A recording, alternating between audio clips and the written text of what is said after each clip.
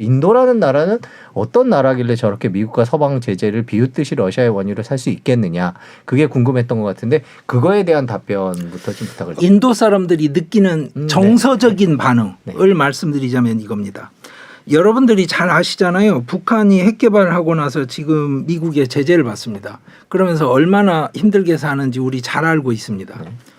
그런데 인도는 핵 개발하고 나서 제재를 30년간 받았습니다. 30년 미국의 제재가. 예. 오바마 때 풀렸습니다. 네.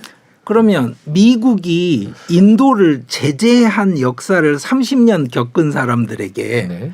기름 사지 마 이런 이야기 하면 네. 더 비싼 기름 사 이런 이야기 하면 과연 국민들에게 네. 아 이게 도덕적으로 옳은 거야 이번엔 미국 편을 들어야지 이런 느낌이 들까요? 그러니까 이제 국내 정치적으로 말씀드리자면 인도 정치인들에게 인도 여론이 우크라이나 전쟁이 부당한 전쟁이기 때문에 우리 인도는 러시아 원유를 안 사야 돼라는 여론으로 쏠려갈 거냐. 미국이 하지 말라니까 하지 맙시다라고 말을 했을 때 국민들이 거기에 동의할 거냐. 이게 하나가 있고요. 네. 둘째, 정서적인 반응은 이런 겁니다. 인도 외무장관이 아주 공적인 석상에서 여러 번 언급했어요. 근데 국내 언론에는 거의 보도가 안 됐는데요. 네.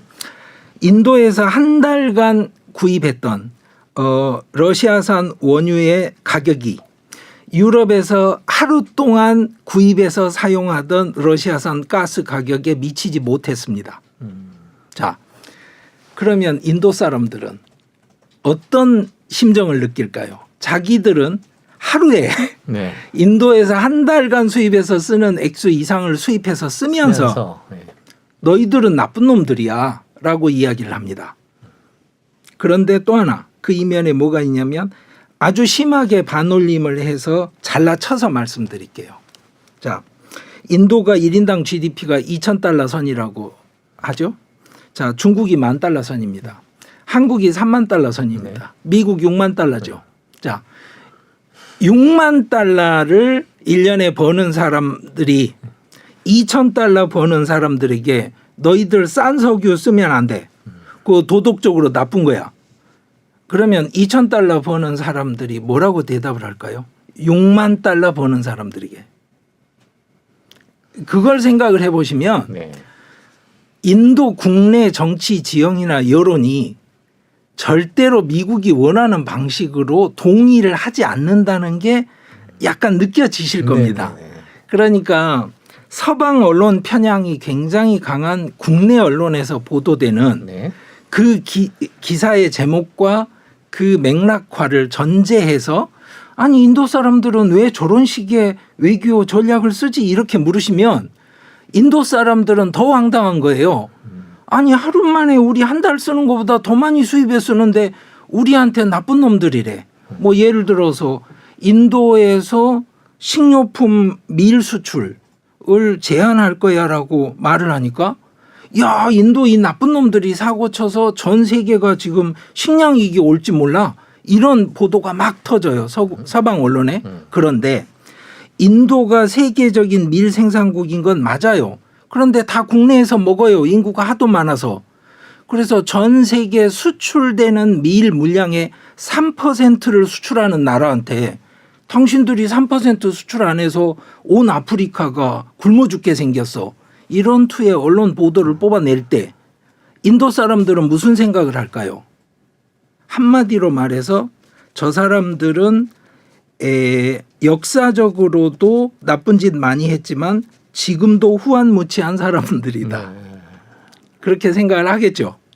그 정서를 가진 인도 사람들 입장에선 이런 식의 그 설득이라거나 서방 언론의 태도라는 게 먹힐 수가 없는 겁니다.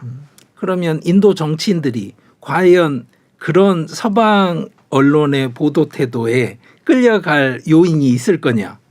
없죠. 없죠. 네. 그리고 물론 이제 국제 정치적 역학관계는 말씀을 안 드린 겁니다. 이거는 이제 인도인들이 받아들이는 그 수용 태도를 말씀드린 겁니다. 네, 그 국제 역학 관계를 또 말씀해 주셨으니까 그럼 또 다른 식으로 한번 질문을 해보면요. 예. 인도는 중국과 붙어 있고 사이가 좋지 않습니다. 그리고 예. 중국과 미국도 역시 갈등이 예. 심해지고 예. 있고요. 예. 이제 적이 미국인 셈인데요. 예. 그래서 뭐 최근에는 여러 가지 뭐 무력이나 그 군사적인 거와 관련해서 미국과 연합을 예. 하기도 했단 말입니다. 예. 예. 그런 측면에서 보면 또 미국과 완전히 이렇게 뭐 나쁜 놈이다 이렇게 외교를 펼치고 있지는 않은 것 같기도 한데요. 맞습니다. 그러니까 인도가 항상 해오는 좀 이중적인 외교라는 건 인도 자체의 입장이 가지고 있는 이중성에서 비롯된다고 생각을 하셔야 됩니다. 무슨 이야기냐면 네. 인도는 지역 패권국입니다. 제 아무리 가난해도 남아시아의 지역 패권국입니다. 지금도 여러 나라들이 경제 위기를 맞거나 아니면 그 문턱을 넘고 있는데 남아시아가 위기에 통째로 빠져들었다라는 이야기를 하지 않는 이유는 인도가 버티고 있기 때문입니다. 네. 그리고 스리랑카를 현실적으로 지금 지탱하고 있는 것도 인도입니다. 자, 그러니까 인도가 지역 패권국이라는 말이 인도의 현재 상황을 보면 좀 우습게 들릴 수 있습니다. 패권국이라는 표현이 잘 안 어울리니까요. 네.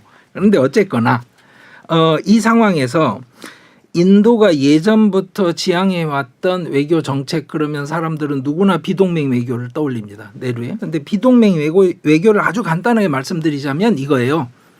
전 세계를 미국과 소련이 양분을 했는데요.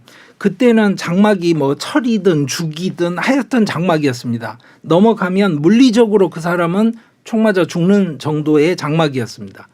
그래서 두 진영으로 나뉘었는데 인도가 왜 비동맹 외교를 했냐라고 물으면 인도는 그겁니다. 아니 무슨 강대국이 나타나서 세계를 몇 분할하건 상관없으니 우리가 남아시아의 지역 패권국이라는 것만 인정하고 네. 우리가 지역 패권국으로서 역할을 하는데 시비를 걸지 마세요. 그 표현을 우아하게 하는 것이 바로 비동맹 외교입니다.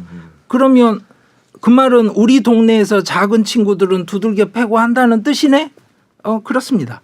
그래서 스리랑카가 필요로 할 때는 파병도 했고요. 네. 방글라데시 독립운동 한다고 할 때는 당연히 군대 보내서 했고요.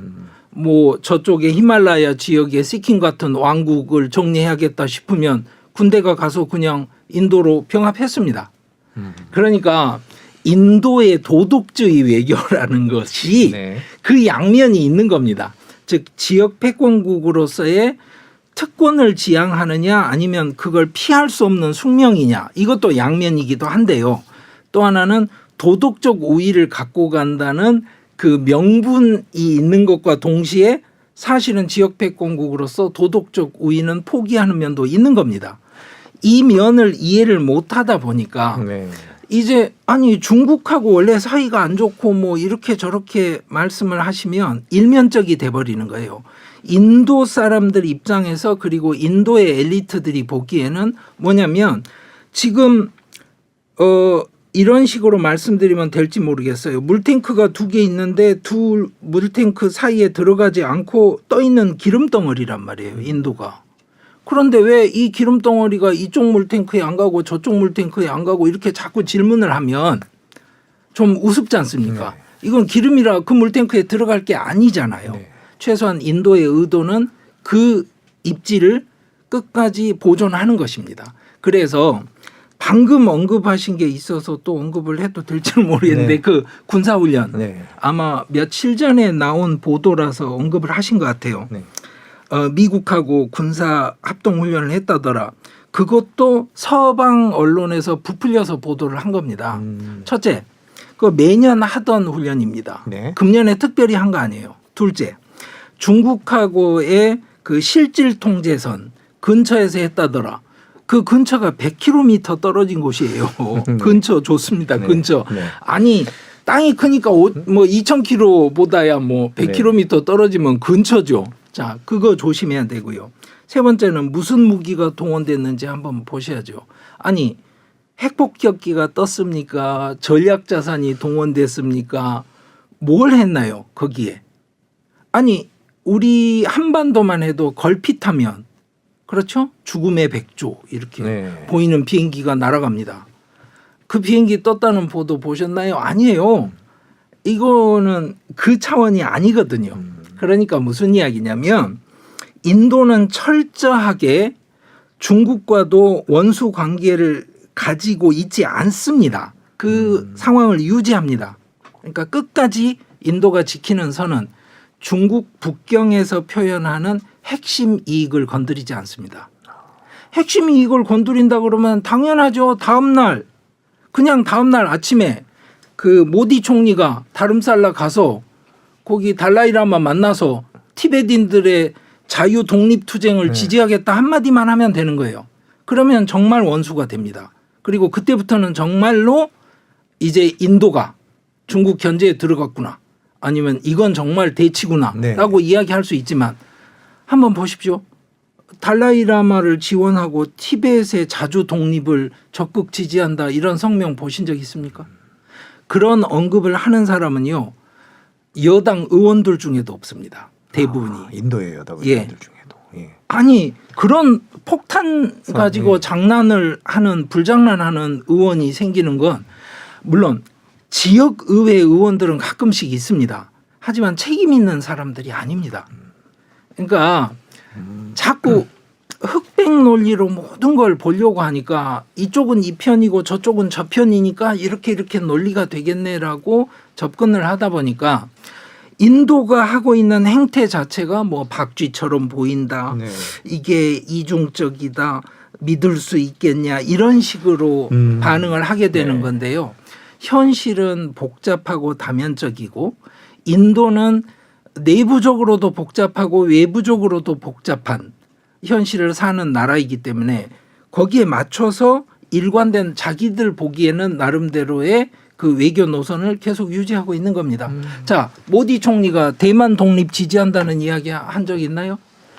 말레이시아나 동남아시아 쪽에는 그 러시아제 초음속 미사일을 그 개량해서 만든 대함 미사일이 있습니다. 인도 대함 미사일.